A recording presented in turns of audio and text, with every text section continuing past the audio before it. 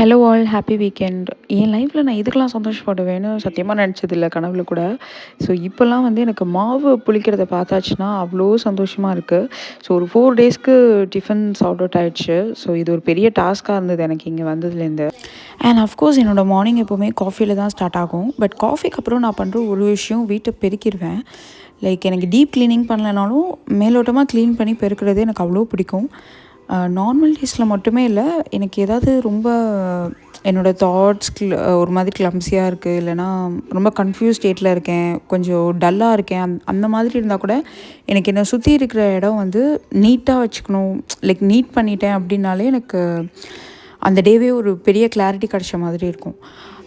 So என்ன தான் robot vacuum கிளீனர்னு எல்லாமே இருந்தாலும் எனக்கு என் கையால் டைம் கிடைக்கும்போது க்ளீன் பண்ணிட்டேன்னா ஒரு பெரிய சாட்டிஸ்ஃபேக்ஷன். அண்ட் ஆல்சோ நெக்ஸ்ட்டு விஷயம் நான் பண்ணுறது, எனக்கு விளக்கேத்தி ஒரு 2 மினிட்ஸாவது என்னோடய இஷ்ட தெய்வத்துக்கு ப்ரே பண்ணுறது எனக்கு ரொம்ப பிடிக்கும்.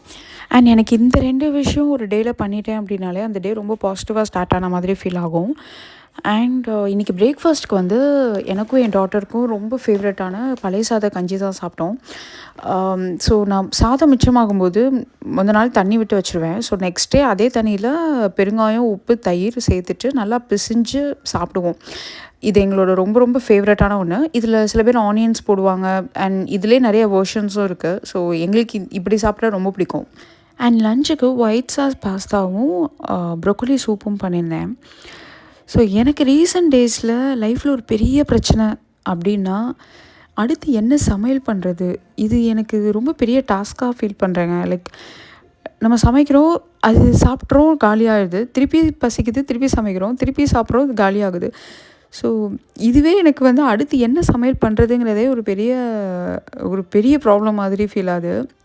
எனக்கு மட்டும் தானா, இல்லை எல்லாருக்குமே அப்படி தான் தோணுதா? அண்ட் ரீசெண்ட் டேஸில் எனக்கு ஒரு தாட் ஓடிட்டே இருக்குது. மேபி இது ஓவர் திங்கிங்காக கூட இருக்கலாம்.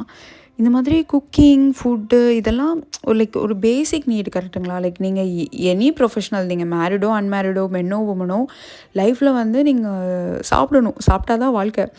ஸோ சாப்பிட்டா தான் நீங்கள் வாழ முடியும். அதுலேயும் ஹெல்த்தியாக சாப்பிட்ணும், ஹெல்த் இஷ்யூஸ் இல்லாமல் இருக்கணும். இந்த மாதிரி நிறைய விஷயம் இருக்குது. இதெல்லாம் நமக்கு ஏன் வந்து ஸ்கூலில் சின்ன வயசுலேயே சொல்லித்தரல, ஒரு சப்ஜெக்டாக ஏன் எடுத்துகிட்டு வந்து நமக்கு யாருமே சொல்லித்தரல?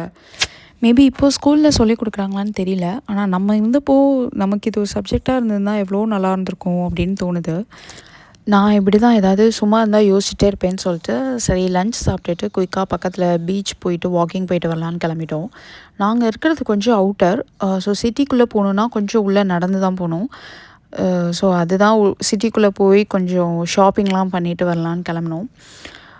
ஸோ அவ்வளோதான். டின்னருக்கு என்ன பண்ண போகிறேன் கேட்காதீங்க. நான் டின்னர் வந்து கண்டிப்பாக லெஃப்ட் ஓவர். ஸோ என்னெல்லாம் மீதி இருக்கோ அதெல்லாம் வச்சு டின்னர் முடிஞ்சிடுவோம். So thank you so much for வாட்சிங் திஸ் வீடியோ.